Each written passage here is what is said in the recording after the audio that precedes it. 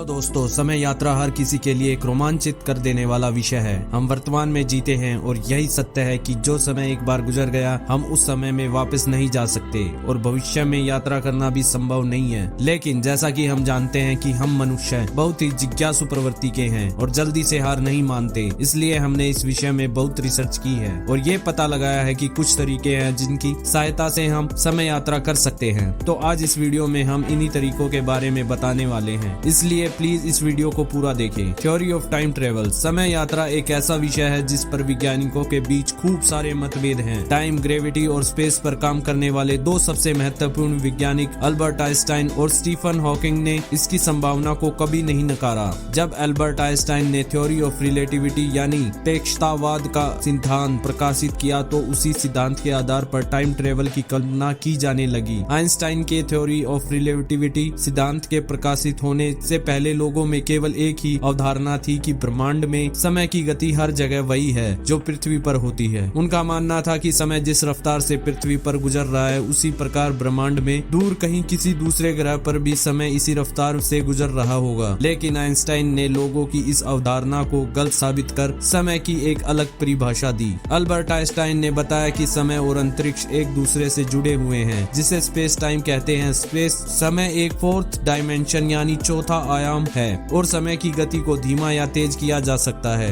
England के मशहूर लेखक हर्बर्ट जॉर्ज वेल्स ने 1895 में द टाइम मशीन नामक एक उपन्यास प्रकाशित किया तो समूचे यूरोप में तहलका मच गया। इस उपन्यास में वेल्स ने टाइम मशीन की अद्भुत कल्पना की। टाइम ट्रेवल पॉसिबल और नॉट। अगर वैज्ञानिक दृष्टिकोण से देखा जाए तो समय यात्रा संभव है। अगर देखा जाए तो हम सभी समय में यात्रा कर रहे हैं। हम सभी भूतकाल से निकलकर वर्तमान में होते हुए लगातार भविष्य की ओर बढ़ते चले जा रहे हैं और इसी को ही समय यात्रा कहते हैं। हमारे समय में यात्रा की दर 1 घंटे प्रति घंटे की दर से है, यानी कि हमें भविष्य में 1 घंटे आगे जाने के लिए 1 घंटे का ही समय अंतराल लगेगा। अगर हमने इस दर को 1 घंटे प्रति घंटे की दर से अधिक कर दिया तो समय की यात्रा की जा सकती है। आइंस्टाइन ने अपने विशेष अपेक्षता के सिद्धांत में बताया कि समय यात्रा संभव है। आइंस्टाइन ने बताया कि अगर कोई वस्तु जितनी ज्यादा तेजी से चलेगी उसके लिए समय उतना ही धीमा होता जाएगा और वस्तु किसी स्थिर पर्यवेक्षक के सापेक्ष भविष्य में होगी। ऐसा कहा जाता है कि भविष्य की यात्रा करना संभव है, परंतु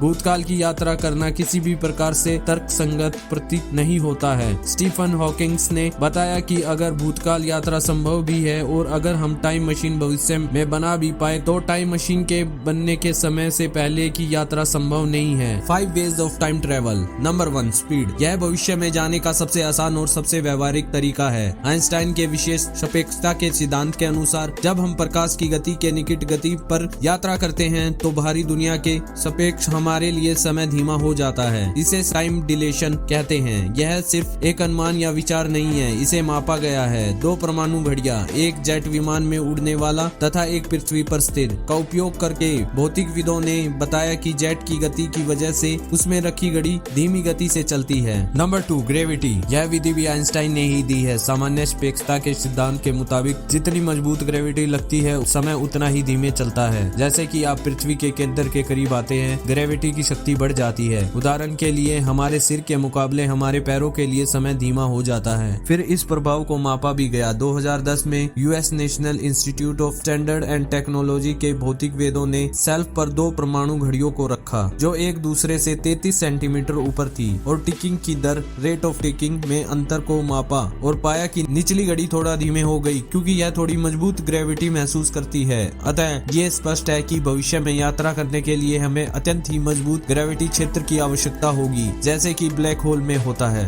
नंबर 3, सस्पेंडेड एनिमेशन। जब हम किसी को सस्पेंडेड एनिमेशन की स्थिति में कहते हैं तो हमारा मतलब है कि वो निष्क्रिय है और कुछ भी नहीं कर रहे हैं। भविष्य में यात्रा करने का यह एक और तरीका हो सकता है कि हम समय की अपनी धारणा को धीमा कर दें या अपनी शारीरिक प्रक्रियाओं को रोक दें और बाद में उन्हें पुनः आरंभ कर दें। बैक्टीरियल स्पायर्स सस्पेंडेड एनिमेशन की स्थिति में लाखों सालों तक जीवित रह सकते हैं जब तक कि तापमान नमी की स्थिति फिर से उनके मेटाबॉलिज्म को शुरू नहीं करती। भालू और गिलहरी जैसे कुछ स्तनधारी हाइबरनेशन के दौरान अपने मेटाबॉलिज्म को धीमा कर सकते हैं और भोजन एवं ऑक्सीजन की अपनी कोशिकाओं की आवश्यकताओं को कम कर सकते हैं। क्या मनुष्य कभी भी ऐसा कर सकता है? यद्यपि पूरी तरह से मेटाबॉलिज्म को रोकने से हमारी वर्तमान तकनीक से काफी दूर है। कुछ वैज्ञानिक कम से कम कुछ घंटों तक चलने वाले अल्पकालिक हाइबरनेशन अवस्था को प्राप्त करने की दशा में काम कर रहे हैं। 2005 में अमेरिकन वैज्ञानिकों ने हाइबररोजन सल्फाइड की अल्प खुराक देकर चूहों के मेटाबॉलिज्म को धीमा करने का एक तरीका बताया तथा 6 घंटे बाद बिना किसी दूसरे दुष्प्रभाव के उनकी प्रक्रियाओं को पुनः आरंभ किया। दुर्भाग्य से भेड़ और सूअरों पर भी इसी तरह के प्रयोग सफल नहीं थे।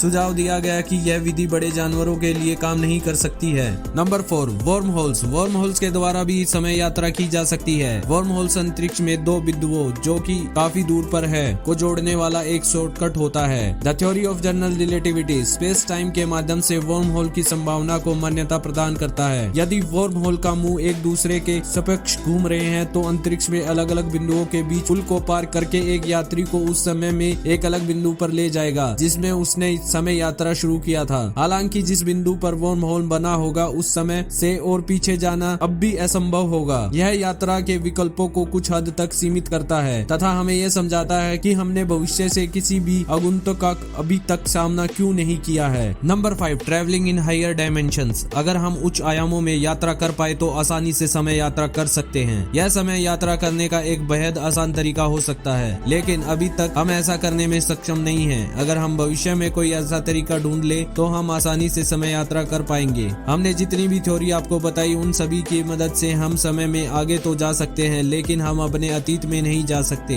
लेकिन ऐसा क्यों है? आखिर क्यों समय में पीछे जाना इतना जटिल है? इसका जवाब है ग्रैंडफादर पैराडॉक्स। अगर कोई व्यक्ति समय में पीछे जाकर ही अपने ग्रैंडफादर को ही मार डालता है तो वह कैसे आने वाले समय में अपने अस्तित्व में आएगा? अगर उसके ग्रैंडफादर ही जिंदा नहीं रहेंगे तो उसके पिता तथा वह कभी जन्म ही नहीं लेगा। इसलिए समय में पीछे जाना असंभव लगता है। कई वैज्ञानिक मानते हैं कि पैरेलल यूनिवर्स के द्वारा हम अतीत में भी समय यात्रा कर सकते हैं। हमने इस वीडियो के अंदर समय यात्रा के बारे में पूरी जानकारी देने का प्रयास किया है। समय यात्रा क्या है, इसके सिद्धांत, समय यात्रा करने के तरीकों आदि के बारे में विस्तार से बताया है। फिर भी ज्ञान का सागर अनंत है और एक वीडियो में सब कुछ कवर करना संभव नहीं है। हो सकता है कोई जानकारी छूट गई हो तो आप लोगों से अपील है हमें कमेंट करके जरूर बताइए। और दोस्तों, आपको क्या लगता है हम कभी समय यात्रा कर पाएंगे? और मान लो अगर हम भविष्य में कभी समय यात्रा कर भी पाए तो आप समय यात्रा करके क्या बदलना चाहोगे? हमें कमेंट करके जरूर बताइए।